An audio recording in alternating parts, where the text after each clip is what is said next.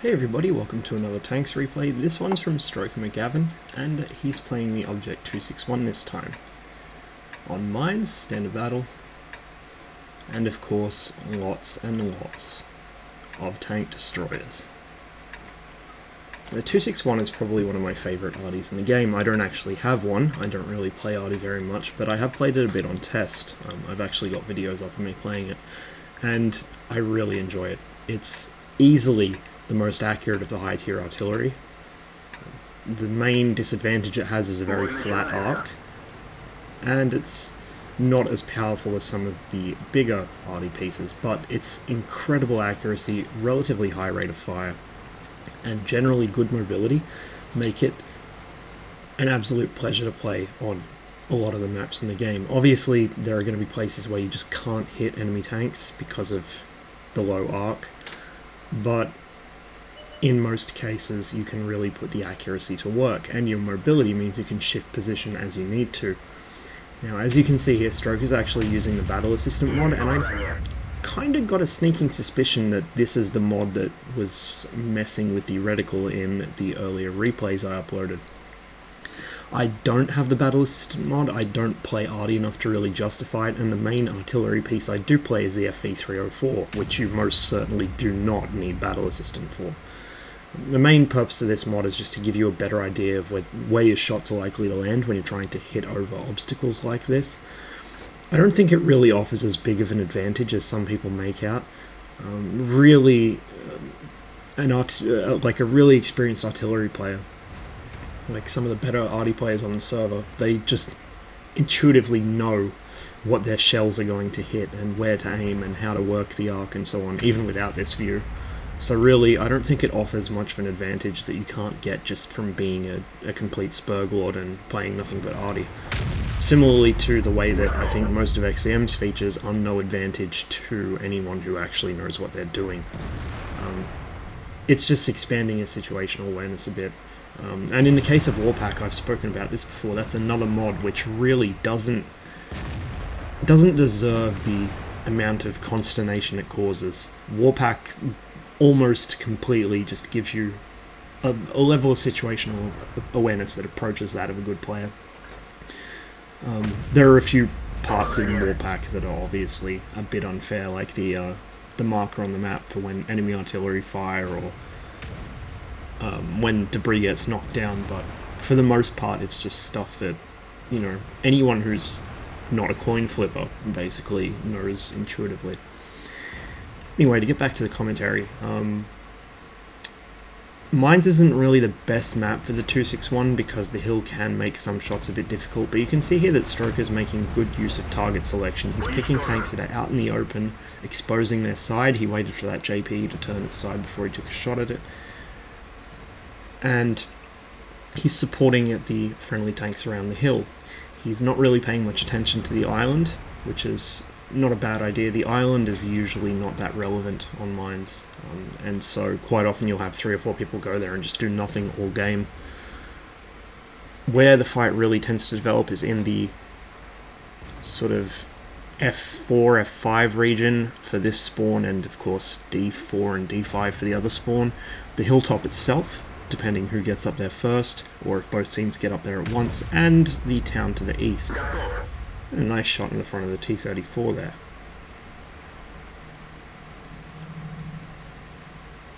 So as a general rule, if you are going to focus somewhere with artillery on mines, it's a good idea to focus the hill first, and then maybe the town to the east.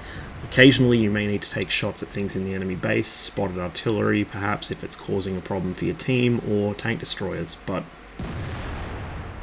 in this case, Stroker's waited for an enemy arty to actually get lit, and then he doesn't even fire at it, he just lets it go. This is the correct course of action. Most of the time, it's not worth engaging in counter-battery fire. Pubbies do it a lot, they'll just waste a whole match trying to counter-battery, and it's going to lose your team the game a lot of the time. The main objective of artillery isn't to kill other artillery, it's actually to put damage on tanks, particularly heavy tanks or well-entrenched tank destroyers that perhaps mediums and heavies can't effectively deal with themselves. You're there as a sky helper, or, you know, sky cancer, depending which end of the shell you're on. But that's your main job, to just knock hit points off big scary things and flush well-entrenched enemies out of their cover. If you can bag an enemy artillery piece, sure, sometimes it's worthwhile, but a lot of the time it's not really helping your team any, especially if the enemy artillery isn't very effective. And in this case, the enemy artillery piece is actually a decent player from Bulba, but he doesn't seem to be having an enormous impact on Stroker's team at the moment.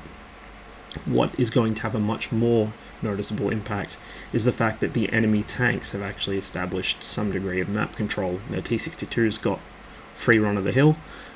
They've got an AMX-30 pushed into the town, threatening the friendly KV-4, who's the only one there.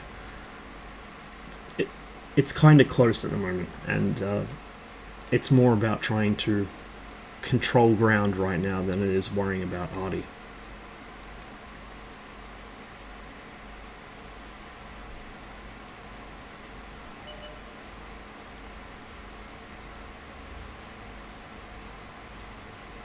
E50M is very low on health.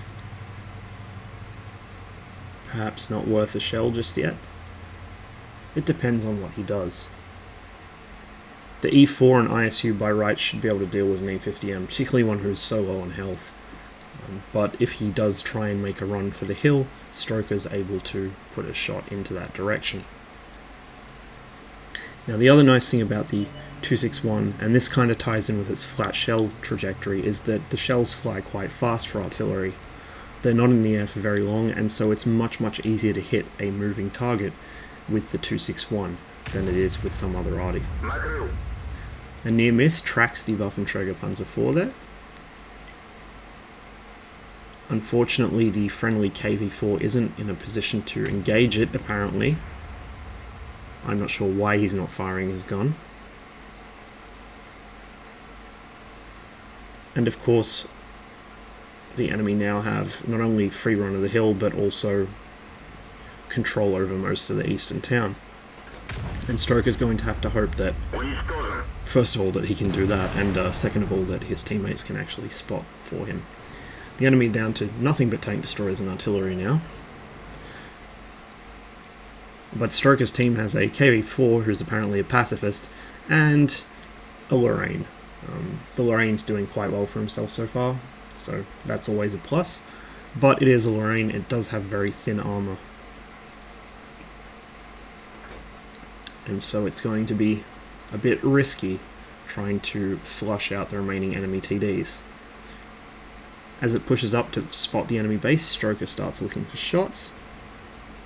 The Rheinmetall is an obvious target. It's got no armor, it's very susceptible to arty, and it's sitting in the open, but it does get unspotted, and there goes the Lorraine, killed by the enemy arty. Stroker could have taken a blind shot there, but there wouldn't have been much point.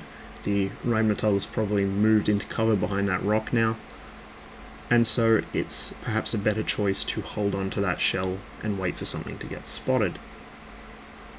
Although the 261 does have a short reload for a tier 10 arty, it's still long enough that you could lose a teammate and not have a shell in the breach ready to go. Tortoise is moving across the open now. The Tortoise makes for a very tempting target, although it's heavily armoured, it's also very big. And particularly with the flat trajectory of the 261's 130mm shells, if Stroker can get a shot into the side, he should be able to do quite a considerable amount of damage to it. Of course, he's not carrying any AP or any gold HE, so he's just using pure AP here, but even pure HE here, but even HE should put some pretty serious hurt on that thing, and that was a direct hit, as evidenced by the fact it just disappeared from view, the shell that is, without creating a impact on the ground. Friendly Waffenträger Panzer IV takes out the enemy E4. The enemy Waffenträger Panzer IV is backing out into the open, and if he keeps that up, Stroker should be able to finish him off. But he gets unspotted, and Stroker starts looking for shots on the Tortoise, which is actually well and truly an arty cover here behind a building, and then that building is behind the little church tower.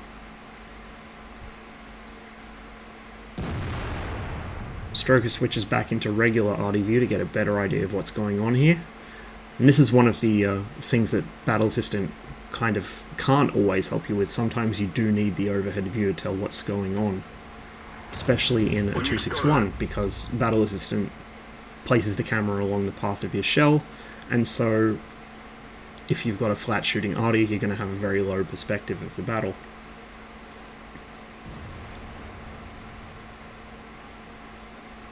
The Tortoise goes down to the 268, and it looks like this one might just be in the bag, as long as that Bat Chat doesn't manage to shotgun too many more people. Now, he actually has made a pretty good account of himself this match, with 4 kills already. But again, I think it was a better idea to be shooting at enemy tanks than trying to fish out an enemy Bat Chat arty, which are notoriously difficult to counter battery anyway, because they move so quickly.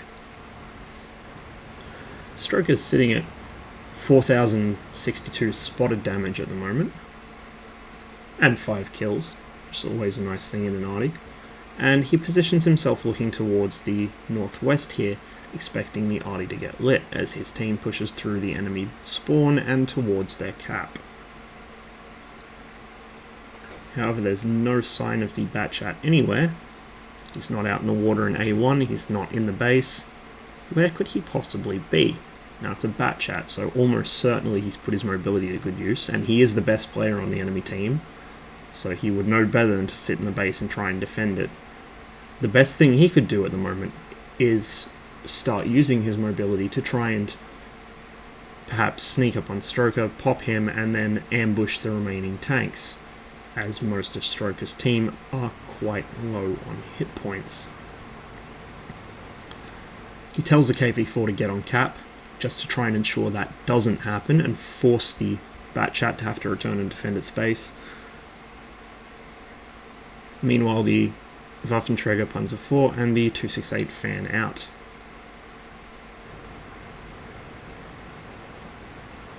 Stroker pulls back into cover here, before deciding to just drive out. And there's the Bat Chat. Sure enough, it was trying to do some sneaky shit.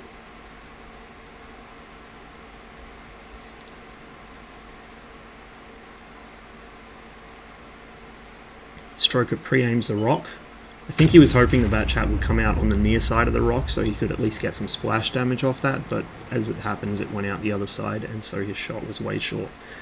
Either way, good demonstration of the 261's capabilities, even on a map where you might not think it would really do too well, and also a pretty good demonstration of just what it is Battle Assistant actually does. Again, I don't think it's a really unfair advantage. I think it's a useful tool.